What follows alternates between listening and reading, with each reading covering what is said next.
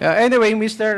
Chair, total we have here the representative from APLAC and gusto lang po natin kunin yung pagkakataon na i-update po tayo doon po sa mga assets na subject po ng freeze order.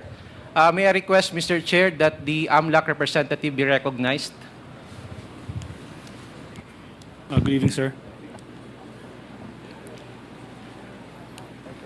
Go ahead. Mr. Chair, konting katanungan lang po sa AMLAC.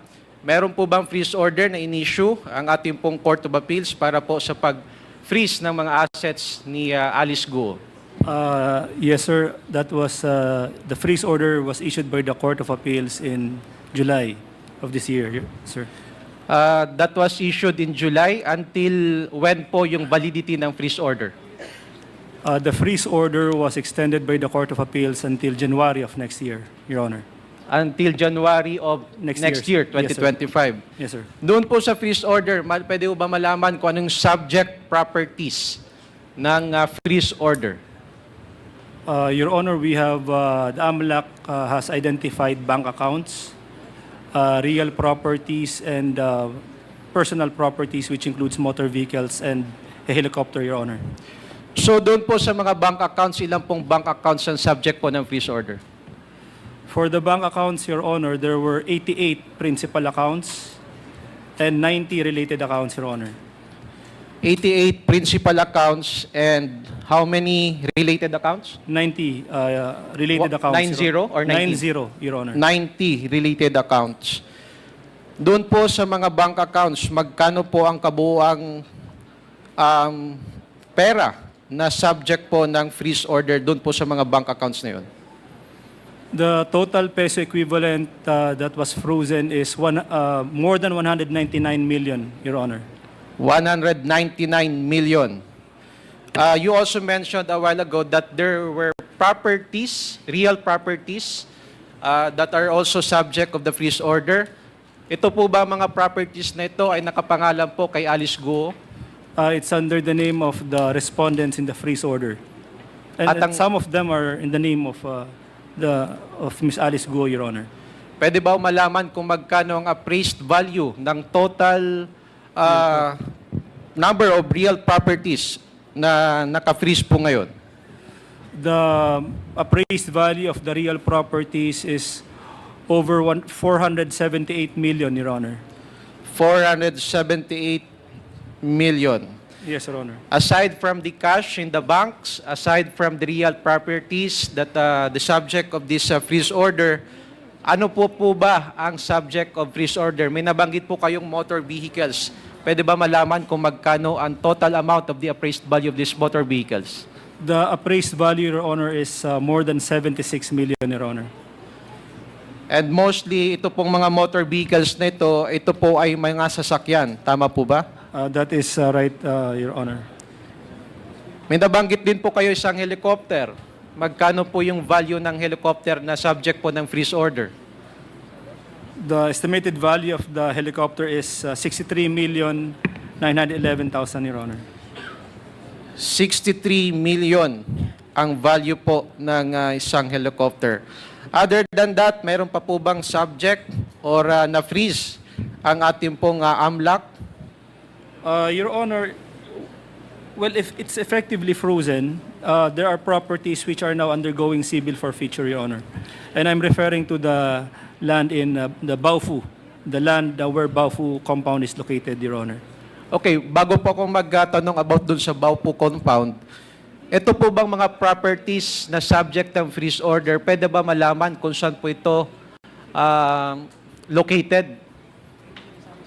Your Honor, for the real properties, there are 13 real properties. 3 are located in Bulacan, 7 are in Las Piñas, 2 in Tarlac, and 1 which is sold by Robinson's Land Corporation, Your Honor. Saan po yun ang location? I just don't have the area where it is located, but it's the sale involving Robinson's Land Corporation, Your Honor. Valued at 13 million.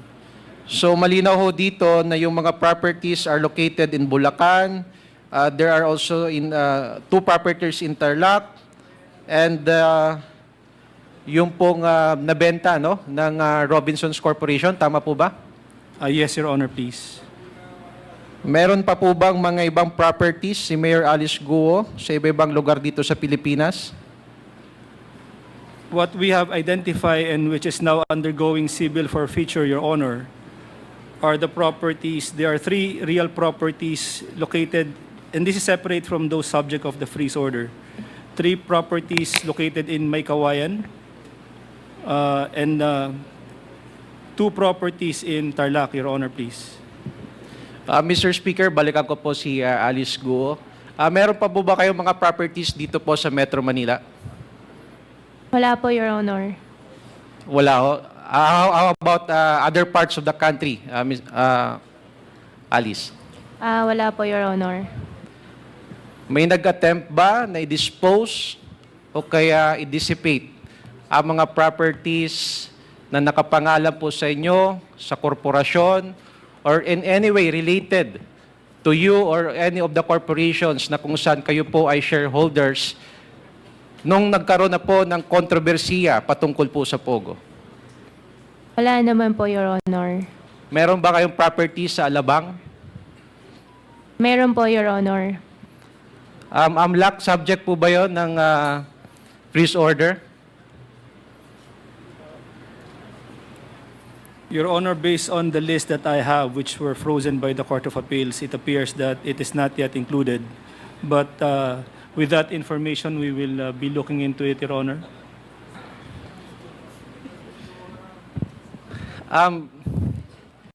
Are you trying to sell the property in Alabang, Alice? Your Honor, yung property sa Alabang, yan din po yung sa Las Piñas. The same lang po yun. Can we confirm that from AMLAC? Your Honor, we will look into that, the location of the property. May I seek a clarification if it is located in Las Piñas or in Alabang as mentioned by Ms. Alice Guo, Your Honor?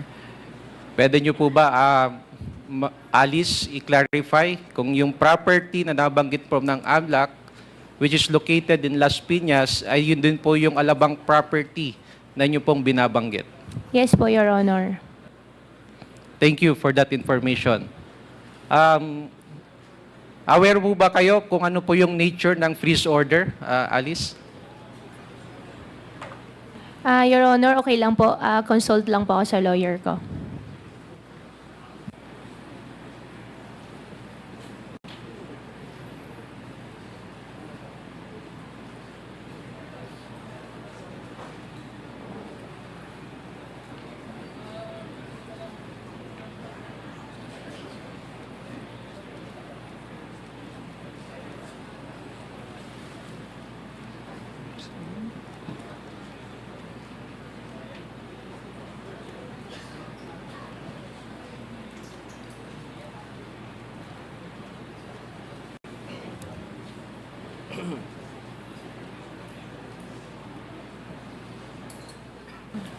Your Honor, I think lahat po nung na-mention niyo po sa akin na properties po kanina, those are filed na rin po by the AMLAC po. So I have cases po na rin sa AMLAC.